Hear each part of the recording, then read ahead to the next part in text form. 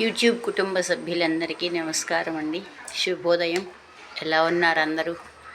నా వీడియోలు ఫాలో అయ్యి అందరూ చక్కగా మీ పిల్లలకు ఉపయోగించుకుంటున్నారనేటువంటి మంచి సంతోషంతో ఉన్నాను నేను కూడా. ఈరోజు మంగళవారం.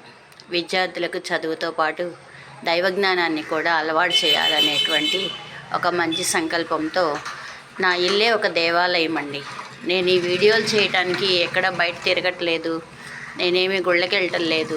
ప్రతినిత్యం కూడా ఏ రోజు ఏ దేవుడికి మనం చేసుకుంటే మనకి మంచి జరుగుతుంది, ఎలా విజయం సాధిస్తామని చిన్నప్పటి నుంచే నాకు అన్నీ నేర్చుకుని ఉన్నాను నేను మా తల్లిదండ్రుల ద్వారా, గురువుల ద్వారా.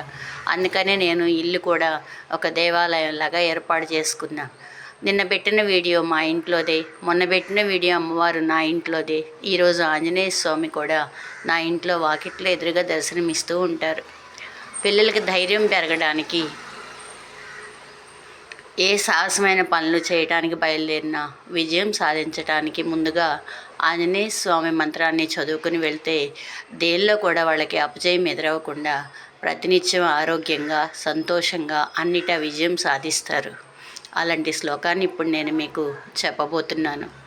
బుద్ధిర్బలం యశోధైర్యం నిర్భయత్వం అరోగిత అజాడ్యం వాక్పటుత్వం చ హనుమస్మరణాత్ భవేత్. ఇంకొక శ్లోకం. ఓం ఆంజనేయాయ విద్మహే వాయుపుత్రాయ ధీమహి తన్నో హనుమత్ ప్రచోదయాత్. ఈ శ్లోకం నిత్యం విద్యార్థులు మననం చేసుకుంటే పరీక్షలకు వెళ్ళేటప్పుడు లేదా సవాల్తో కూడిన పనుల్లో విజయం సాధించడానికి ఉపయోగపడుతుంది. ఈరోజు ఇంకొక మంచి ముఖ్యమైన విషయం మీతో నేను పంచుకోవాలనుకున్నాను. ఒక ఆదర్శవంతమైనటువంటి గృహిణిగా, మహిళగా, సమాజ సేవకురాలిగా, ఒక రచయితగా మంచి పేరు ప్రఖ్యాతులు పొందినటువంటి, ఇప్పుడు మనకి ఐటీ కంపెనీల్లో మంచి పేరున్నటువంటి కంపెనీ ఇన్ఫోసిస్ ఫౌండర్, అధినేత నారాయణమూర్తి గారి భార్య సుధామూర్తి గారు. నిరాడంబరత, దాతృత్వము, సాహిత్య సేవ వీటన్నిటికీ ఒక స్ఫూర్తి ప్రదాత ఆమె జీవితం మనకి. పద్మశ్రీ అవార్డు పొందారు 2006లో, పద్మభూషణ్ అవార్డు పొందారు 2023లో. సమాజ సేవా కార్యక్రమాల్లో మంచి పేరు ప్రతిష్టలు పొందారు. అసలు ఆ ఇన్ఫోసిస్ కంపెనీ పెట్టడానికి అలా ఆ ఆలోచన రావడానికి కారణం ఏంటంటే, సుధామూర్తి గారు చదువు పూర్తయిపోయిన తర్వాత పెళ్లి చేసుకునే సమయంలో నారాయణమూర్తి గారు, సుధామూర్తి గారు ఇద్దరు చదువుకునే రోజుల్లోనే ప్రేమించుకున్నారు. నారాయణమూర్తి గారికి ఉద్యోగం లేదు. అయ్యా, ఉద్యోగం లేకపోతే నీ పిల్లనిచ్చి ఎట్లా పెళ్లి చేస్తామని సుధామూర్తి గారి తల్లిదండ్రులు అడిగినప్పుడు ఆమె దాచుకున్న డబ్బుల్లో 10,000 తీసి నారాయణమూర్తి గారికి ఇచ్చి వాటి ద్వారా ఇన్ఫోసిస్ కంపెనీని పెట్టడం జరిగింది. అది ఈరోజు కోట్లు గడిస్తుంది. కంపెనీ బాగా వృద్ధిలోకి వచ్చి దేశ విదేశాల్లో కూడా ఉన్నటువంటి విద్యార్థులకు కానీ, ఆర్థిక పరిస్థితి సరిలేని వాళ్ళకి కానీ, కొన్ని దేశాలకు, మన దేశానికే కాదు ఎంతోమందికి ఈరోజు ఆ కంపెనీ ద్వారా సేవలు అందిస్తున్నారు.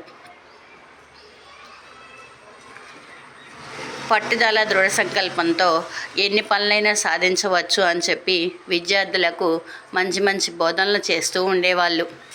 ఆమె చదువుకునే వయసులో ఎన్నో సవాళ్ళను ఎదుర్కొందనమాట. ఆడపిల్లలు పడే కష్టాలన్నీ కూడా చూసింది. అసలు ముందు ఆమె బీటెక్ చదివే టైంలో కాలేజీలో 599 మంది మగపిల్లలే, ఈ మొక్కటే ఆడపిల్ల. పైగా ఆడపిల్లలకి ఆ రోజుల్లో ఈ టాయిలెట్స్ అవి కూడా సరిగ్గా ఉండేవి కాదంటే స్కూళ్ళల్లో, కాలేజీల్లో. ఆ బాధని ఎదుర్కొని, అన్ని సవాళ్ళను ఎదుర్కొని, అదే అంతమంది ఉన్న మగపిల్ల కాలేజీలో ఈమె చేరి చదివి విజయాన్ని సాధించి బయటకు వచ్చి, ఎప్పుడైనా సరే నాకులాగా చదువుకోవాలని కోరిక కలిగినటువంటి ఆడపిల్లలు ఇలా కాలేజీల్లో చేరినప్పుడు బాధలు పడకుండా ఉండాలని చెప్పేసేసి తను ఇప్పటికి కూడాను పబ్లిక్లో ఎక్కువ టాయిలెట్స్ అవన్నీ కట్టించటం కానీ అలాంటివన్నీ మంచి పనులు చేస్తూ ఉంటారనమాట. టాటా కంపెనీలో ఒకసారి జాబ్ ఇంటర్వ్యూకి వెళ్ళారు. అసలు ఆ కంపెనీ వాళ్ళు న్యూస్ పేపర్లో ఏమని ఇచ్చారంటే, ఈ ఉద్యోగం మగవాళ్ళకి మాత్రమే, ఆడవాళ్ళకి కాదు అని నోటిఫికేషన్ ఇచ్చారు. దాన్ని ఛాలెంజ్గా తీసుకొని టాటా కంపెనీ అధినేత జేఆర్డి టాటా గారికి ఉత్తరం రాశారు.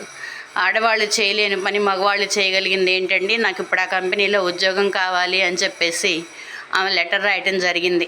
వాళ్ళు ఆమె యొక్క ధైర్యానికి, సాహసానికి, ఆమె తెలివితేటలకి మెచ్చి ఉద్యోగాన్ని ఇవ్వటం జరిగింది. అక్కడ వాళ్ళు ఆడవాళ్ళకి వద్దు మగవాళ్ళకి అనేటువంటి మాట పెట్టడంలో ఉద్దేశం ఏంటంటే శారీరక శ్రమ ఎక్కువగా చేయలేరు ఆడవాళ్ళు అని చెప్పేసి ఆ ఉద్దేశంతో పెట్టారు. కానీ ఆమె చేసి నిరూపించి చూపించింది. ఈరోజు నేను మీకు సుధామూర్తి గారి గురించి చెప్పటంలో నా ఉద్దేశం ఏంటంటే ఆమె ఎంత నిరాడంబరంగా ఉంటుందో, ఎప్పుడు చిరునవ్వుతో, డబ్బుకి ప్రాధాన్యం ఇవ్వదు, మనిషికి ప్రాధాన్యత ఇస్తుంది. కోట్లు తీరి ఉన్నామా ఇల్లు చూస్తే మధ్యతరగతి కుటుంబంలో ఉన్న ఇల్లులాగా ఉంటుంది. ఈరోజు కూడా నామా ఎన్ని కోట్లు పెట్టైనా సరే బంగారము బట్టలు అవన్నీ కొనుక్కొని ధరించి తిరగవచ్చు. కానీ ఎప్పుడు కూడా చాలా సాదాసీదాగా ఉండేటువంటి చీరలు 500 రూపాయలకు మించి చీర ఖర్చు పెట్టదంట. ఒక 20 చీరలే ఉంటాయంట ఆమె బీరువాలో. మరి బంగారం విపరీతంగా ధరించి తిరగదు. ఆమె బట్టలకు కానీ బంగారకు కానీ ఖర్చు పెట్టకుండా ఆర్థికంగా ఇబ్బందుల్లో ఉన్న వాళ్ళని ఆదుకోవటము, పేద విద్యార్థుల్ని చదివించటము, చదువులో విజయం సాధించాలి అనుకునేటువంటి విద్యార్థులకు ఆర్థిక సహాయాన్ని అందించటము, ఇలాంటి పనులన్నీ చేస్తూ ఉంది. ఈ రోజుల్లో అందరూ కూడా తల్లిదండ్రులేంటి పిల్లలేంటి లేనిపోయిన ఆర్భాటాలకు పోతున్నారు. ఇంట్లో ఉన్నా లేకపోయినా అప్పు చేసైనా బట్టలు కొనటము, పిల్లల్ని మన శక్తికి మించి విపరీతంగా పెంచటము, అలాంటివి చేసి వాళ్ళు తప్పుదారి పట్టడానికి మనమే ఒక కారకులం అవుతున్నాం అనే విషయాన్ని తెలుసుకోలేకపోతున్నారు. డబ్బు విలువ, కాలం విలువ తల్లిదండ్రులు కానీ గురువులు కానీ పిల్లలకి నేర్పితే వాళ్ళు మంచి భవిష్యత్తుని పొందగలుగుతారని నా ఉద్దేశం. నీతి కథలు ఎన్నో రాశారు, వాటిని ఒక పుస్తక రూపంలో ప్రచురించారు.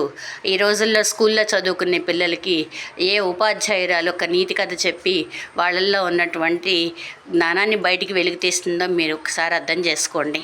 మనం వెనకటి రోజుల్లో చదువుకునేటప్పుడు పిల్లలకి మంచి మంచి కథలు చెప్పేవాళ్ళు, అన్ని రకరకాల పోటీలు పెట్టి కథల పుస్తకాలు లాంటివి కూడా బహుమానంగా ఇచ్చేవాళ్ళు. ఇప్పుడు అసలు ఆ పని ఎక్కడన్నా జరుగుతుందంటారా మీరు?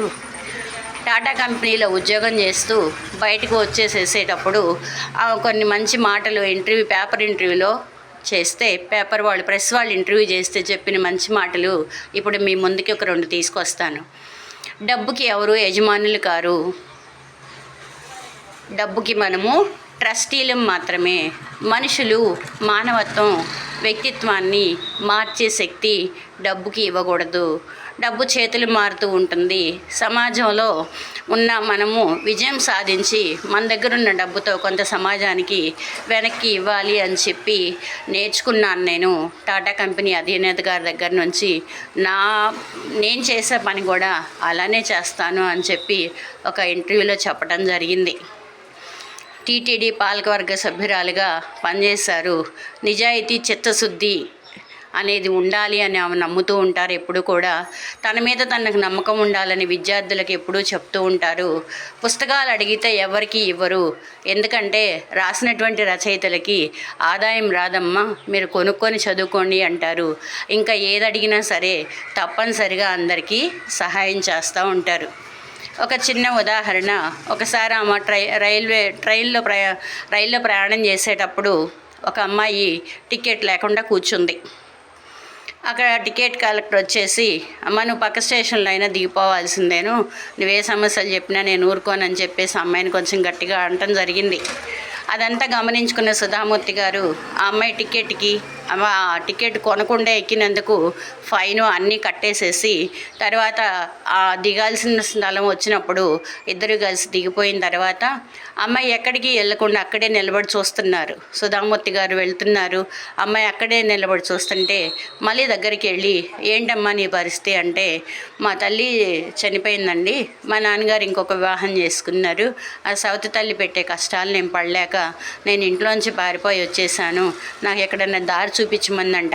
ఆ అమ్మాయిని తీసుకెళ్ళి అనాథాశ్రమంలో పెట్టి చదివించి ఉద్యోగం ఇప్పించి ఈరోజు చాలా పెద్ద స్థాయిలో పెట్టారు అమ్మాయిని.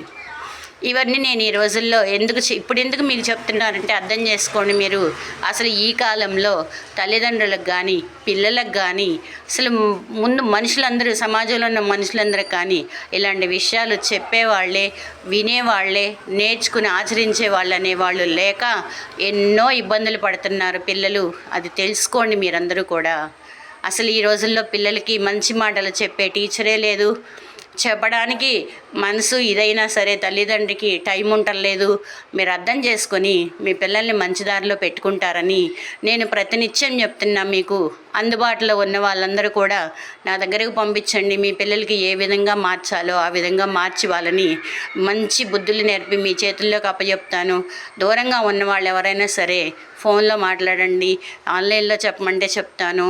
విద్యా బుద్ధులు దైవికంగా ముందు ఇంగ్లీషు మాట్లాడటం, రాయటం వీటన్నిటినీ విద్యార్థుల్లో మంచి బాగా నేర్పి వాళ్ళలో ఉత్తేజాన్ని, వాళ్ళలో ఉన్నటువంటి తెలివితేటల్ని బయటికి తీయాలనేటువంటి ఒక దృఢ సంకల్పంతో నేను ఈ కార్యక్రమానికి పూనుకున్నాను.